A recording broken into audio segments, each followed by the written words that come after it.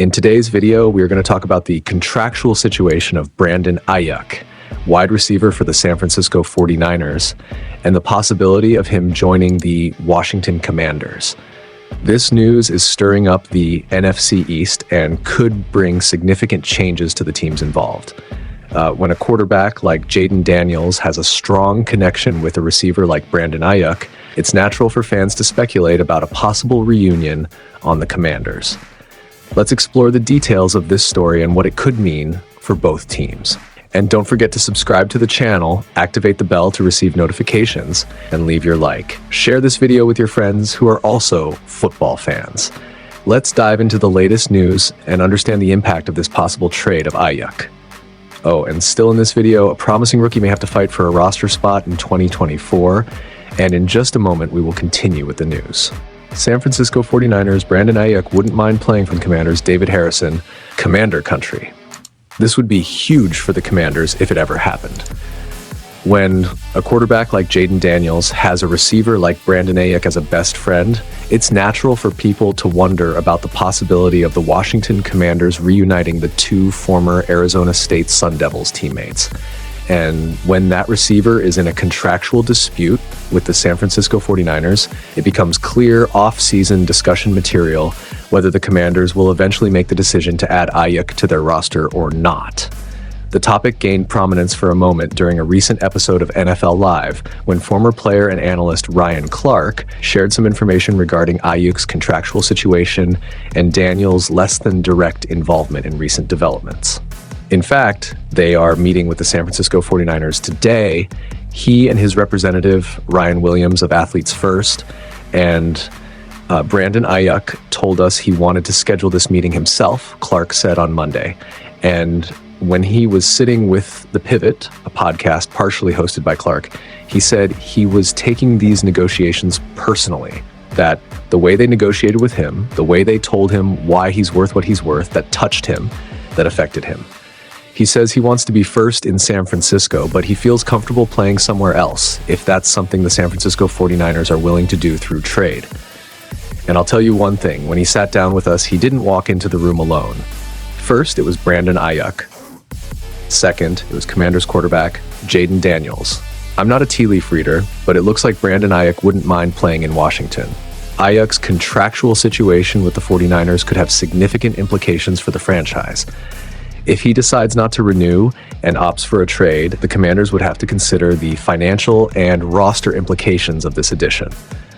Aiyuk, who has shown consistent and growing performance, could be a key piece for the Commanders' offense, especially if reunited with Daniels. Furthermore, Aiyuk's potential arrival at the Commanders could directly influence the NFC East dynamics.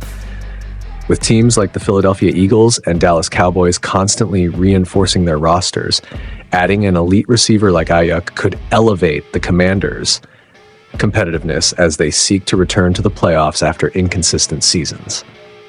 Another point to consider is the impact of a possible Aiyuk trade on the 49ers. Losing a talent like him would certainly create a significant gap in the roster, which would need to be urgently filled to maintain the team's performance level. This gap could be an opportunity for young receivers on the 49ers roster to stand out, or for the franchise to seek new talent in the market or draft. Finally, the personal relationship between Daniels and Aiyuk could be a decisive factor. The already established chemistry between the quarterback and receiver could accelerate Aiyuk's adaptation to the Commanders, allowing for an immediate impact on the team's offensive performance. Their familiarity could be an important differentiator in play execution and on-field communication. Brandon Aiyuk's situation is a classic example of how NFL contract negotiations can have ramifications that go beyond the numbers. The decisions made behind the scenes directly influence on-field performance and the future of the involved franchises. The expectation now is to follow the next steps of this negotiation and how it will affect both the 49ers and the Commanders in the next season now. See, a promising rookie may have to fight for a roster spot in 2024, and in just a moment, we will continue with the news. When looking at potential roster spots for the Cowboys in 2024, what seemed like a promising rookie from a season ago may need to show some flexibility to Dallas if he wants to make the final cuts. TJ Bass was one of my favorites from the moment they signed him as an undrafted free agent out of Oregon a season ago.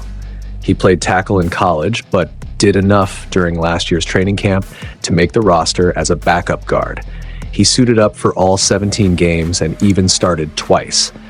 Why wouldn't he be part of the list? Well, even after a great showing in his debut season, as an undrafted player who was graded as a 3rd and 4th round pick. The Cowboys were heavy in this draft on the offensive line.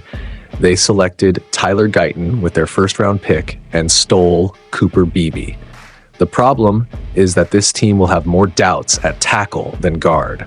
According to early reports, Beebe will be competing with Brock Hoffman for the starting center position. But a report from the Cowboys website says Bass might also be in the mix. They still have Chuma Edoga, Asim Richards, and guys like Josh Ball and Nathan Thomas. Depth was the issue a year ago. Something that Bass provided was huge. He emerged after the season as arguably the team's best rookie. I feel like I had a really good offseason, especially coming back here. Bass said, I was training in Arizona and then I'll be back there during the break before camp. I just want to see a big jump in myself when it comes to knowledge, technique, and the little things. There's no room for mistakes. As it looks now, Bass, although he could be the next big offensive lineman for Dallas if played full-time, has no margin for error. Bass started 34 consecutive games over 3 seasons for the Ducks in college. He played over 2,000 snaps and earned first-team All-Pac-12 honors from the coaches in 2021 and 2022.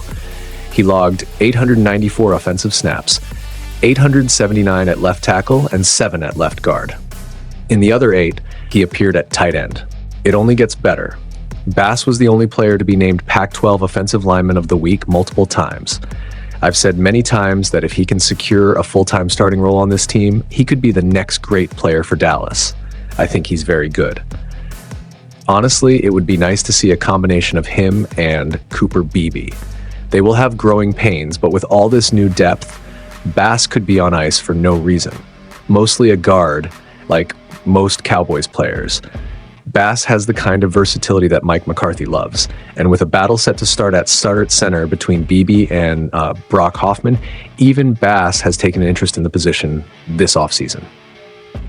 That's how it works in the NFL. I think this season will be interesting.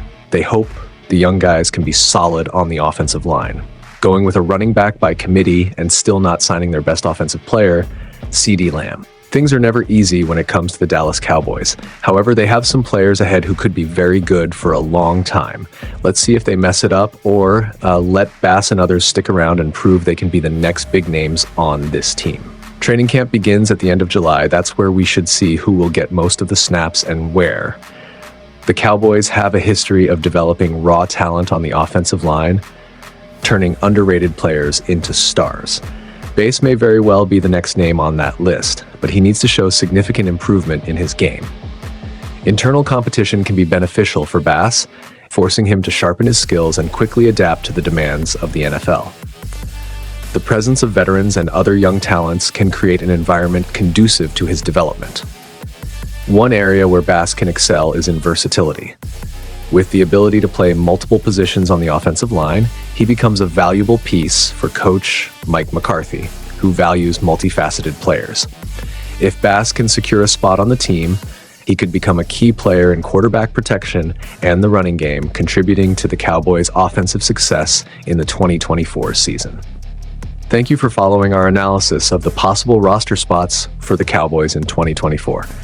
We saw how T.J. Bass, with his versatility and impressive performance, could be a key piece on the team's offensive line, despite intense competition. It will be interesting to follow his development and see how he fits into the team's strategy. If you enjoyed this content and want to stay updated with more sports analysis and news, don't forget to subscribe to our channel. Leave your like, comment what you thought, and activate the bell to not miss any new videos. See you next time.